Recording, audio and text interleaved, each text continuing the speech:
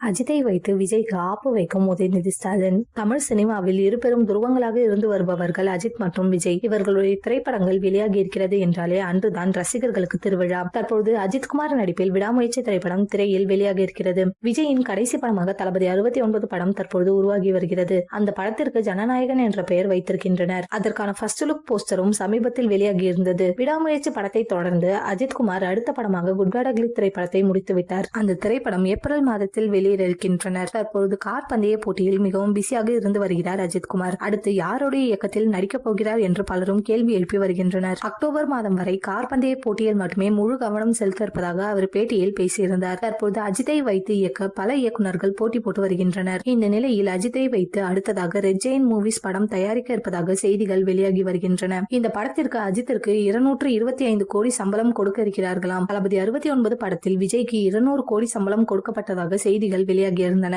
விஜயை விட அஜித் அதிக சம்பளம் வாங்கும் நடிகராக தற்போது முதல் இடத்தில் இருக்கிறார். 2026 எலெக்ஷன் வைத்து ரெட் ஜெயின் மூவிஸ் இதற்காக சம்மதம் தெரிவித்துள்ளதாக கூறப்படுகிறது. இந்த படத்தை விஷ்ணுவர்தன் இயக்க வாய்ப்புள்ளதாக சொல்லப்படுகிறது. இந்த படம் கிட்டத்தட்ட 500 கோடி பட்ஜெட்டில் உருவாக திட்டமிட்டுள்ளனர். இதனை பற்றிய அதிகாரப்பூர்வ அறிவிப்பு அஜித்குமார் பிறந்தநாள் தினத்தில் வெளியிட திட்டமிட்டிருப்பதாக செய்திகள் வெளியாகி வருகின்றன.